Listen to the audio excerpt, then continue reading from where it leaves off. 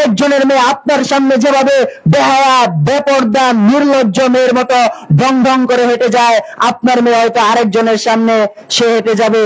অতএব আপনাকে সতর্ক হতে হবে। আপনার মেয়েকে আপনি ফেরেশতা মনে করলেও ঘরের ভিতরে রাখতে হবে। আপনার মেয়ে যতই ভালো হোক, পহেলা বৈশাখের দিন বাইরে যেতে দেওয়া যাবে না। যদি বাইরে যেতে দেন তাহলে আপনি দায়ুস। আর আপনাকে আল্লাহ রাসূল সাল্লাল্লাহু আলাইহি সাল্লাম বলেছেন, আদ-দায়ুস লা ইয়াদখুলুল জান্নাহ, দায়ুস কোনদিন জান্নাতে প্রবেশ করবে না। সম্মানিত উপস্থিতি, অতএব আমাদেরকে আল্লাহ সুবহানাহু ওয়া তাআলা যে নির্দেশনা দিয়েছেন, এক নাম্বার হচ্ছে ফাস্তাকিম, তোমরা অটল থাকো। আমরা রমজানে যেভাবে আল্লাহর ইবাদত করেছি, আমাদের পহেলা বৈশাখে আল্লাহর ইবাদতই করতে হবে। পহেলা বৈশাখের দিবসকে কোনো দিবস বলেই গণনা করা যাবে না। আজকে যেমন সূর্য উঠেছে, সূর্য ডুববে, পহেলা বৈশাখের দিন সূর্য উঠবে, সূর্য ডুববে। আল্লাহ রাসূল এই দিবসকে কোনো স্পেশালিটি দেয় নাই, অতএব আমি এই দিবসকে কোনো স্পেশালিটি দিতে পারবো না। যদি দেই তাহলে হবে ইসলামকে অপমান করা হবে। সম্মানিত উপস্থিতি, আমাদেরকে অটল থাকতে হবে। যেভাবে রোজার মাসে আমরা অটল থেকেছিলাম, রোজা আল্লাহ সুবহানাহু ওয়া তাআলা কেন দিয়েছিলেন? লাআল্লাকুম তাত্তাকুন, যেন আমরা তাকওয়া অর্জন করতে পারি। আমরা সেই তাকওয়ার মাস রোজা, ট্রেনিং এর মাস রোজা আমরা রমজান মাসে ট্রেনিং করেছি, এখন সেটিকে বাস্তবায়ন করতে হবে। এখন ইসলামের উপরে অটল থাকতে হবে, লড়াচড়া করার সুযোগ নেই। আমরা রমজান মাসে 5 ওয়াক্ত সালাত আদায় করেছি, আমরা রমজান মাসে সিয়াম পালন করেছি, আমরা রমজান মাসে সৎ কাজ করেছি, অসৎ কাজ থেকে বিরত থেকেছি। আর ঈদের চাঁদ ওঠার সাথে সাথে সেই বিধর্মী ইহুদি খ্রিস্টানদের অনুসরণ করা শুরু করেছি। আতশবাজি, গান বাজনা, যত ধরনের অশ্লীলতা, বেহায়াপনা করতে শুরু করেছি। তার মানে আমরা আর অটল নাই, আমরা রবের নির্দেশিত পথে নাই। আমরা কোথায় চলে গেছি? সীমা লঙ্ঘন করে ফেলেছি। সম্মানিত উপস্থিতি, তাহলে কি বোঝা যায় যে আপনি রমজান মাসে আল্লাহর ইবাদত করবেন, ঈদুল ফিতরের দিন আপনি যা ইচ্ছা তাই করবেন না, এটা করা যাবে না। অথবা আপনি ঈদুল ফিতর পর্যন্ত ঈদের সালাত আদায় করলেন, সাদাকাতুল ফিতর আদায় করলেন, আপনি সালাত আদায় করলেন। এই যে সামনে আবার আসতেছে পহেলা বৈশাখ, এখন তো যা ইচ্ছা তাই করা যাবে না, সুযোগ নাই। আল ইয়াউমা আকমালতু লাকুম দীনাকুম ওয়া আতমামতু আলাইকুম নি'মাতি ওয়া রাদিতু লাকুমুল ইসলাম দীনা। আল্লাহ বলতেছেন, আমি দিনকে পরিপূর্ণ করে দিয়েছি, এবং তোমাদের নিয়ামত সমূহ আমি পরিপূর্ণ করে দিয়েছি, এবং ইসলামকে আমি দিন হিসেবে পেয়ে খুশি হয়েছি। সুবহানাল্লাহ। আর ইসলাম হচ্ছে পরিপূর্ণ জীবন বিধান। অতএব আপনার আমার জীবন পরিচালনার প্রতিটি সেক্টরে ইসলামের বিধান রয়েছে। যে পহেলা বৈশাখ তো ইসলামের কিছু না, এ কথা বলার সুযোগ নাই। সম্মানিত উপস্থিতি, আমরা ঈদুল ফিতরের আগের জুমায় বলেছিলাম যে আল্লাহ রাসূল সাল্লাল্লাহু আলাইহি ওয়াসাল্লাম মদিনায় যাওয়ার পরে যখন দেখলেন যে মদিনার সাহাবীরা তারা দুইটি দিবসে আনন্দ উল্লাস করে, আল্লাহ রাসূল জিজ্ঞেস করলেন এটি কিসের আনন্দ? তারা বললেন আমরা জাহেলি যুগে এই দিবস দুটিতে আনন্দ করতাম, এই জন্য এখনো করি। আল্লাহ রাসূল বললেন না, এটি করা যাবে না, বরং তার পরিবর্তে আল্লাহ তাবারাক ওয়া তাআলা তোমাদের জন্য দুইটি খুশির দিন দিয়েছে, দুইটি আনন্দের দিন দিয়েছে।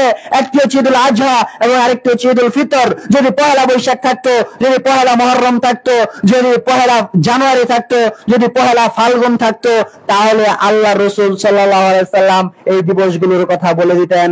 যেহেতু আল্লাহ রাসূল দুইটি বলেছেন, আরো বেশি থাকলে আরো বেশি বলতে পারতেন। সম্মানিত উপস্থিতি, যেহেতু ইসলামের দুটি দিবসের বেশি কোনো দিন নেই, অতএব এই দুইটি দিবসের বেশি কোনো দিবস পালন করা যাবে না। যদি এই পহেলা বৈশাখ, মূলত এটির উৎপাদন হচ্ছে হিন্দুদের কাছ থেকে। হিন্দু এবং বৌদ্ধরা প্রথমে পহেলা বৈশাখ পালন করত, কিন্তু কি করে বাঙালি সংস্কৃতিতে চলে আসলো পহেলা বৈশাখ। পহেলা বৈশাখের দিন আজকে ইলিশ মাছের দাম বেড়ে যায়। পান্তা ভাত যেটা সারা জীবন খায় না, পহেলা বৈশাখের দিন সকালে নাকি তাকে পান্তা ভাত আর ইলিশ মাছ খেতে হবে। এটি একটি কুসংস্কার। আপনার যদি ধারণা থাকে যে পহেলা বৈশাখের দিন সকালবেলা পান্তা ভাত আর ইলিশ মাছ খাইলে আপনার সারা বছর ভালো যাবে, এটি অবশ্যই একটি শিরকি প্রথা হবে। এই ধারণা থেকে আমাদেরকে বেরিয়ে আসতে হবে। এবং আজকে পহেলা বৈশাখের নামে যত ধরনের অশ্লীলতা, পহেলা বৈশাখের আগের দিন রাত থেকেই দেখা যায় যুবকদের মাঝখানে বিভিন্ন আতশবাজি, বাদ্যযন্ত্র, ড্রাম সেট, বক্স, বিভিন্ন ইহুদি খ্রিস্টান ওই পাশ্চাত্যের এবং হচ্ছে হিন্দুদের তারা গান বাজায়। মौज মাস্তি করে, এগুলো কখনোই ইসলাম সমর্থন করে না। শুধু তাই না, পয়লা বৈশাখের দিন দিনের বেলা যদি আপনি রাস্তায় বের হন, তাহলে দেখা যায় যে অসংখ্য অর্ধলঙ্গ মেয়ে এবং ছেলে মেয়ে একসাথে চলতেছে। কিন্তু ভাই, আপনি মনে করতে পারেন যে আপনার মেয়েটি ফেরেশতা, আমি মেনে নিলাম, আপনার বিশ্বাস যে আপনার মেয়ে ফেরেশতা, আপনার মেয়ে কখনো খারাপ কিছু করতে পারে না। আপনি আপনার সেই মেয়েকে যদি ওই অর্ধ উলঙ্গ কাপড় পরে বাইরে যাইতে দেন, আর আপনার মেয়েরা যে ছেলেদের সাথে মিশে, সেই ছেলেদেরকে যদি আপনি জিন মনে করেন, আর আপনার ছেলেদেরকে যদি, মেয়েদেরকে আপনি ফেরেশতা মনে করেন, তাহলে আপনি শুনে রাখেন, আপনি দায়ুস। সম্মানিত উপস্থিতি, আপনারা যখন রোড গার্ডে চলেন, হয়তো আপনার সামনে আপনার ছেলেটা কোনো অশ্লীলতা করে না, কিন্তু আপনি অন্য জনের ছেলেকে দেখেন যে অশ্লীলতা করতেছে, তার মানে আপনি এটুকু বুঝে নেবেন, আপনার ছেলে মেয়ে যখন সেই পহেলা বৈশাখের মাঠে যাবে, সেই অষ্টমীতে মেলাতে যাবে, তখন আরেকজন অভিভাবকের সামনে আপনার ছেলেও ওই অশ্লীল কাজগুলো করবে। অনেক সময় অনেক গার্ডিয়ান বিচার দেয়, বন্ধু তার বন্ধুকে বলতেছে, বন্ধু তোর ছেলেকে দেখলাম যে আমার সামনে সে বিড়ি খাইতেছে, এরকম হয় কিনা? হয়। কিন্তু তার মানে আপনার ছেলে আরেকজনের ছেলে আপনার সামনে যেরকম অশ্লীলতা করতে পারে, আপনার ছেলে আরেকজনের সামনে অশ্লীলতা করতে পারে। আরেকজনের মেয়ে আপনার সামনে যেভাবে বেহায়া, বেপরদা, নির্লজ্জ মেয়ের মতো ঢং ঢং করে হেঁটে যায়, আপনার মেয়ে হয়তো আরেকজনের সামনে সে হেঁটে যাবে। অতএব আপনাকে সতর্ক হতে হবে। আপনার মেয়েকে আপনি ফেরেশতা মনে করলেও ঘরের ভিতরে রাখতে হবে। আপনার মেয়ে যতই ভালো হোক, পহেলা বৈশাখের দিন বাইরে যেতে দেওয়া যাবে না। যদি বাইরে যেতে দেন, তাহলে আপনি দায়ুস। আর আপনাকে আল্লাহ রাসূল সাল্লাল্লাহু আলাইহি সাল্লাম বলেছেন, আদ-দায়ুস লা ইয়াদখুলুল জান্নাহ, দায়ুস কোনদিন জান্নাতে প্রবেশ করবে না। সম্মানিত উপস্থিতি, অতএব আমাদেরকে আল্লাহ সুবহানাহু ওয়া তাআলা যে নির্দেশনা দিয়েছেন, এক নাম্বার হচ্ছে ফাস্তাকিম, তোমরা অটল থাকো। আমরা রমজানে যেভাবে আল্লাহর ইবাদত করেছি, আমাদের পহেলা বৈশাখে আল্লাহর ইবাদতই করতে হবে। পহেলা বৈশাখের দিবসকে কোনো দিবস বলেই গণনা করা যাবে না। আজকে যেমন সূর্য উঠেছে, সূর্য ডুববে, পহেলা বৈশাখের দিন সূর্য উঠবে, সূর্য ডুববে। আল্লাহ রাসূল এই দিবসকে কোনো স্পেশালিটি দেয় নাই, অতএব আমি এই দিবসকে কোনো স্পেশালিটি দিতে পারবো না। যদি দেই, তাহলে হবে ইসলামকে অপমান করা হবে। সম্মানিত উপস্থিতি, আমাদেরকে অটল থাকতে হবে, যেভাবে রোজার মাসে আমরা অটল থেকেছিলাম।